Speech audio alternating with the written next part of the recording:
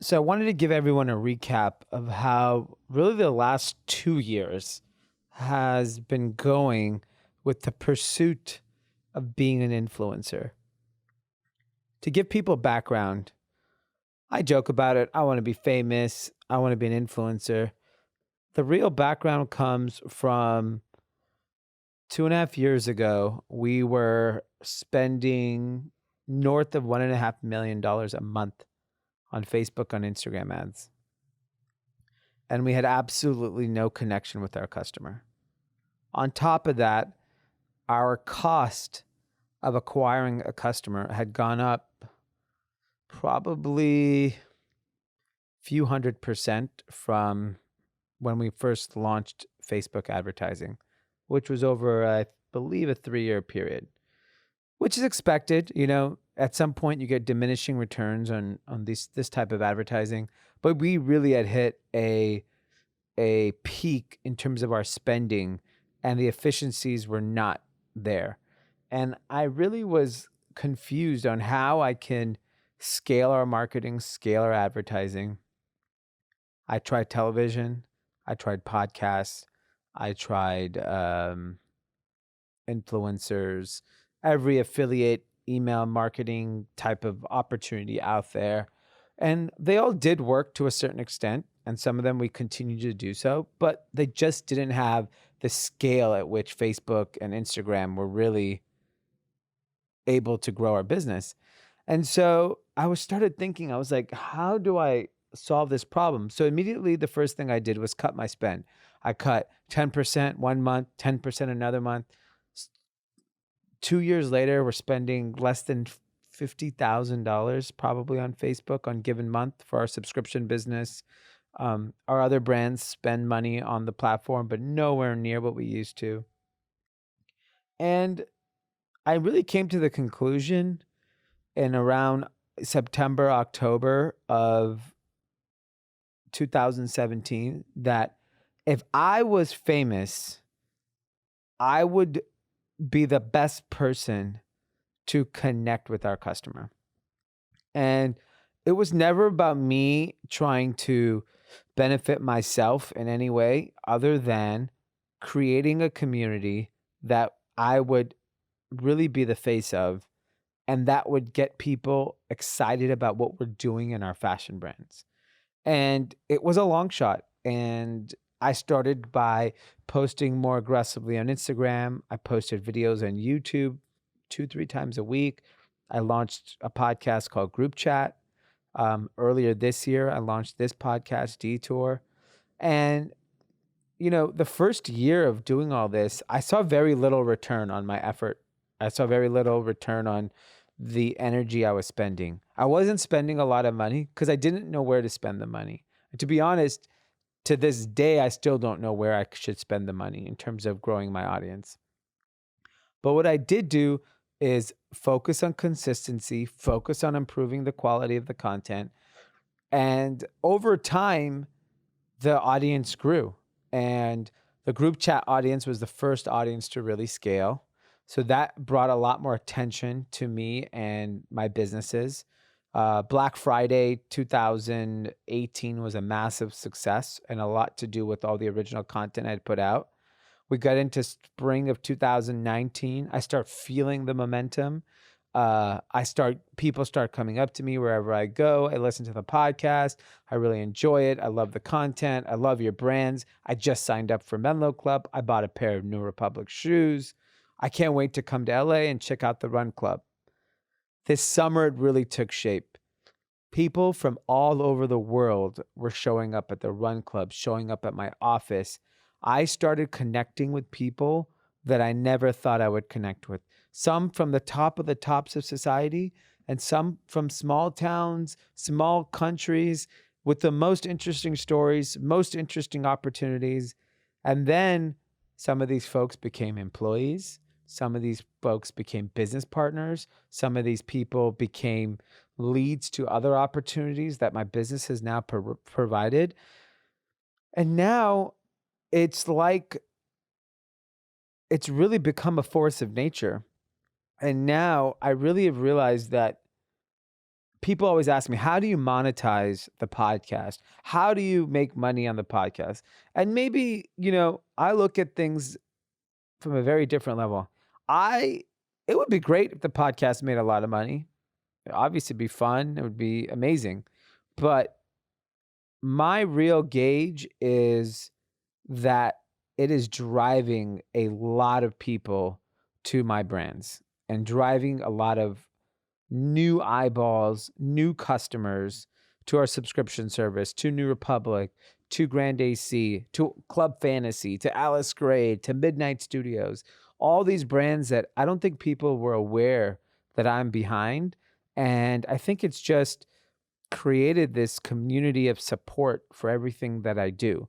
So I'm extremely grateful and appreciative of how people are rewarding me, especially with all the effort and energy I put into all these things that we put out weekly. And so the things that I wanted to share with you today are some of the things I learned, and they're very simple. First and foremost, you have to be consistent. I don't think people appreciate that the single most important thing in being a content creator is being a consistent content creator. So that alone to me is the number one thing that if you want to enter this realm or dipping your toe in it today, you cannot dip your toe. You're either all in or don't do it. Second, there's a lot to be said about building a community. It is the most desired thing companies, brands, individuals want to do. Are you willing to put in the work? The first step in putting in the work is once you're consistent and your content starts to resonate, it's engaging with that customer, engaging with that listener, that audience member that might be excited about what you're saying. If you're not willing to put forth the effort in engaging, then it's going to be very hard for you to build the community. You could still be a force of nature and very powerful, but to have a community, you as the creator of content must engage. Third, I don't think people realize how important it is to physically interact and engage with the community. And I learned that because for the last 2 years, almost 2.5 years, every Saturday I've had a run club in West Hollywood. I've probably done this year upwards of 15 meetups, whether it be because of my Menlo Club, because of runs, because of other brands and partnerships we did with Revolve and other folks. So I think like the importance of a physical connection is also equally important in terms of building the audience.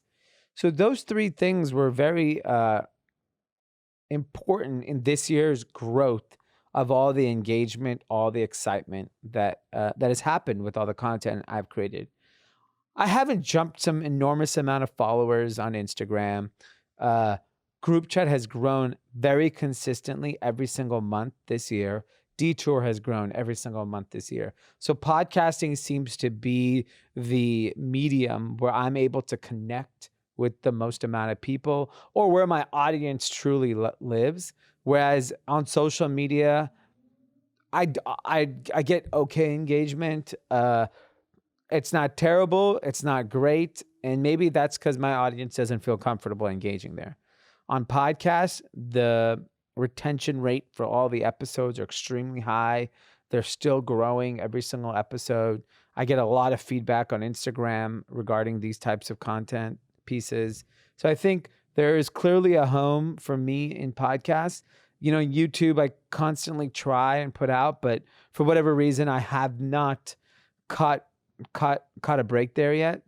And so as I go into 2020, I really think about where I need to continue to put my effort in. Podcasting still seems to be very important because long form content, high retention rates, it's a winning formula for me. Instagram, I think, just needs to be more personal to my life. And if it integrates with things like the podcast and the content, great. If not, it's the story of my life outside of just work. And I think that's okay. And those things are also equally important to me, if not more important. I mean, my family, my wife, my child, my daily life as a father is so important to me. And I think it also is important to show balance to people, that it's just not about work and there are other things in life to enjoy. I think when you target an older audience like I do, it's very hard to catch fire on viral pieces of content, because people are not coming to me because of a skill or a entertainment value that I provide that's easy or quick and digestible. The entertainment that I do provide, like let's say on group chat, it's comical because it's on a very smart topic that requires me to really understand a topic, then give my personal opinion on it. These types of long form content like Detour are different, and it requires a lot of thought and meaning. I can't just spew it out. So I think podcasts will continue to be a very important characteristic of my influencing career. I think social media for me is becoming less and less relevant. I see LinkedIn as being an important tool. The challenge with LinkedIn for me, it is actually requires a lot of thought and effort, similar to podcasting. I think there's an enormous opportunity in audio and what we're doing in podcasts. So I'm really thinking about how I should grow my following in 2020, where we should put forth effort. I mean, I'm able to do this because I have a great team of people that help me make my life easier. So all I'm focusing on is actually creating the content, not editing, not setting up the cameras, not because I do run a business, I can only come in, do the content and move forward. And so if you don't have the right team to scale it, I would say it's incredibly difficult, because if I had to record the podcast, edit it, do my job, it's just not realistic. Obviously, I have the resources to execute those things, which allow me to scale. And I think it's really now about, how do I get smarter? How do I get bigger? How do I have a bigger impact? So it'll be interesting to see, does the growth continue for 2020? I'm optimistic it will.